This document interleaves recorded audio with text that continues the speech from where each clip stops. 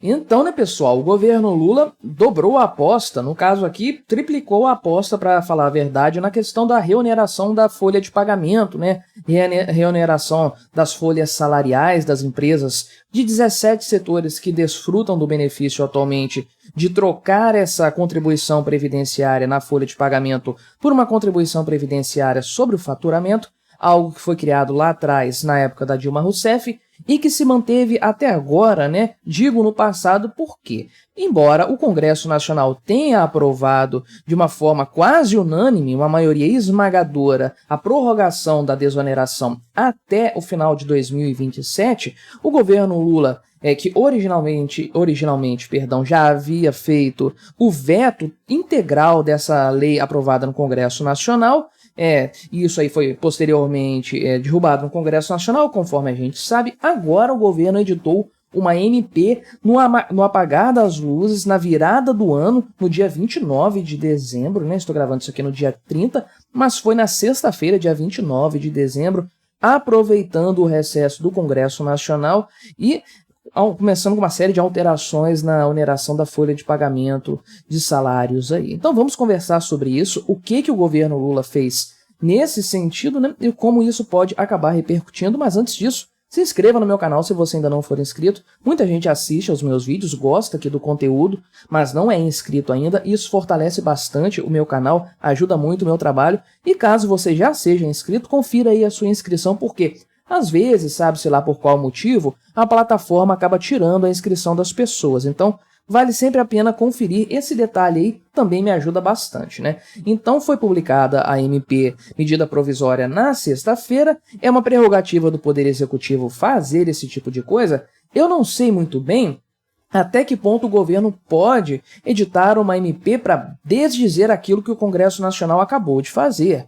Pois é, o Congresso fez a tal da lei da prorrogação da desoneração da folha de pagamento, o governo Lula vetou, o Congresso derrubou o veto, ou seja, 2 vezes o Congresso Nacional demonstrou qual era o seu interesse em relação à desoneração da folha, e o Lula já havia peitado o Congresso anteriormente, agora fez isso por meio de uma MP. Isso aqui, para mim, é um grande absurdo que transforma, né, distorce totalmente o sentido das medidas provisórias enquanto uma ferramenta do Poder Executivo, transformando elas numa forma de legislar contra o Congresso Nacional. É a forma executiva e temporária, né, porque a MP tem a característica de ser temporária, do que o STF faz, por exemplo, legislando em vários temas que o Congresso Nacional ou não quer atuar sobre eles ou decide de forma contrária. Questão do marco temporal das terras indígenas, né? Questão do casamento homossexual, da liberação da maconha, enfim, vários temas que o STF passa por cima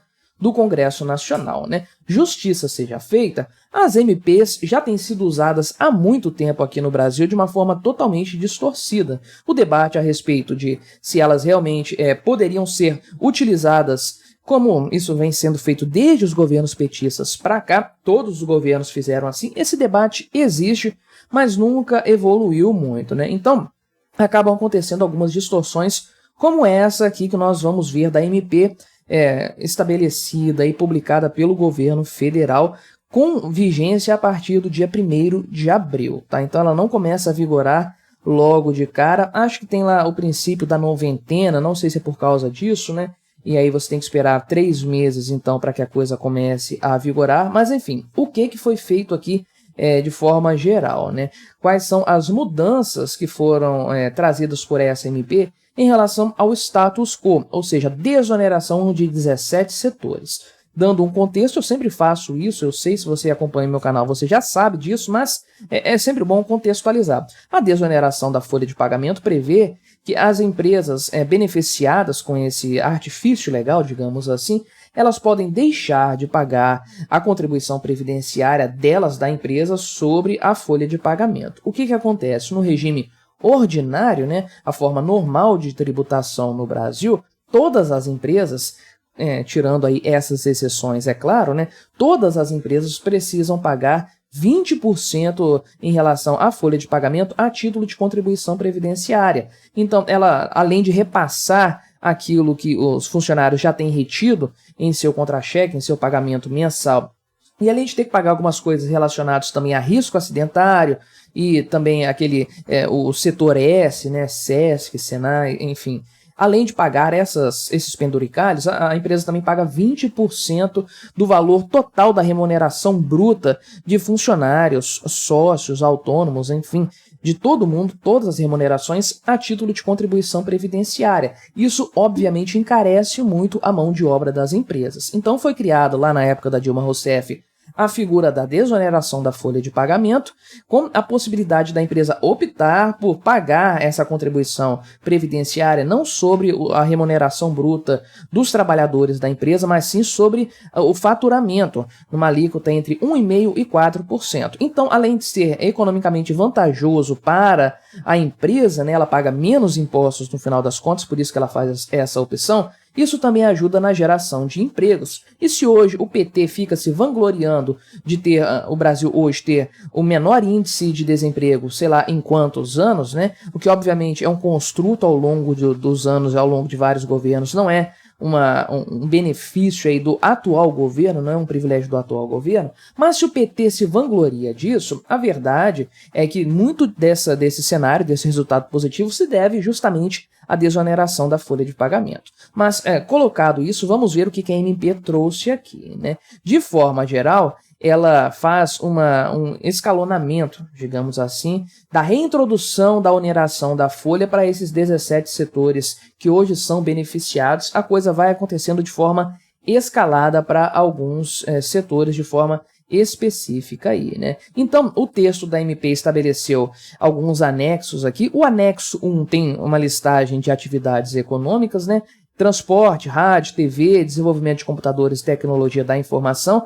Essas empresas poderão aplicar a alíquota reduzida para a contribuição previdenciária ainda, começando em 10% a partir de 2024. Então, hoje elas pagam 0, não pagam nada. A partir do ano que vem, pagariam 10%, e isso vai subindo de forma gradativa aqui, 2,5% a cada ano, até chegar aos 20% originais lá em 2028. Então, é uma reoneração gradual da folha de pagamento até voltar ao patamar anterior, para não ter aí um impacto imediato. Essa é a ideia, né? Já o anexo 2 aqui, que são atividades de produção de calçados, construção e obras, edição de livros e jornais e consultoria de gestão empresarial, essa alíquota vai partir de 15% em 2024, vai chegar também em 20% aí em 2028.